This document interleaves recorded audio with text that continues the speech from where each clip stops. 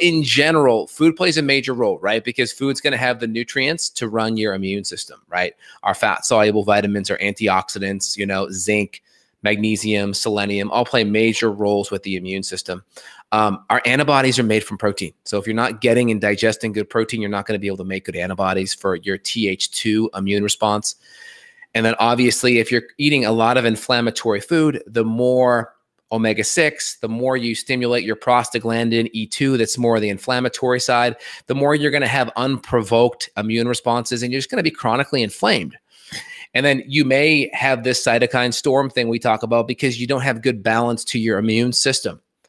And so also on top of that, right, we know how much carbohydrate, especially refined processed carbohydrate, it feeds a lot of bad bugs. So if you have a lot of fungus overgrowth, yeast overgrowth, bacterial overgrowth, these bugs prefer the refined processed foods, right? It's going to just be easier to digest, easier to feed them. And so you're going to create overgrowths like that. And these bad bugs obviously produce other types of toxins in your body, right? Bad bugs eat your nutrients and poop. And then versus eating your poop and producing nutrients, right? Bad bugs take the nutrients you're eating and they'll produce more toxins and endotoxins and different metabolites, lipoic acid, etc., versus producing B vitamins, producing vitamin K, producing different beneficial acids that prevent the colon from overgrowing, right? Probiotics, acidophilus literally translates to acid loving. And so good probiotics actually produce and lower the pH in the intestinal tract, which actually makes it harder for bad bugs to grow, right? Bugs tend to prefer a more alkaline type of environment to actually grow in the lower intestines.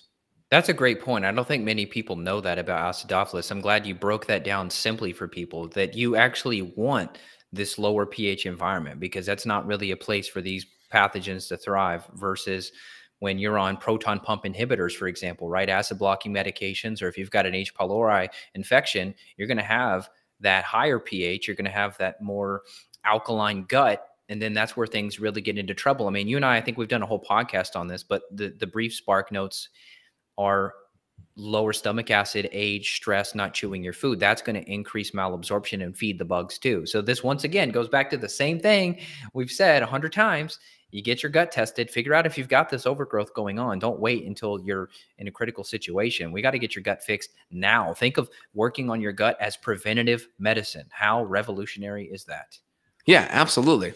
And then also when you consume too much carbohydrate, we talked about how you're going to feed the bad bugs. We talked about what the bad bugs do in regards to impeding nutrients, adding more toxins, right? Pooping poop, right? There was one more thing I wanted to kind of highlight on that realm. We talked about the gut permeability and the overstimulating the immune system. Also, high levels of carbohydrate. Glucose looks very similar molecularly to vitamin C.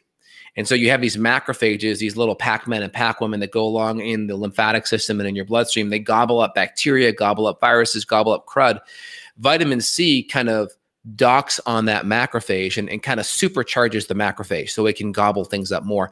Guess what? Glucose can actually come in there and dock on that macrophage, and it can decrease the macrophage's ability to gobble things up. Now, in the literature likes to make things confusing. So there's kind of like two sets of language. There's like the lay language, right? Where we're kind of communicating it in a way that everyone gets it. In the literature, they'll call it the phagocyte index, right? Phagocytes.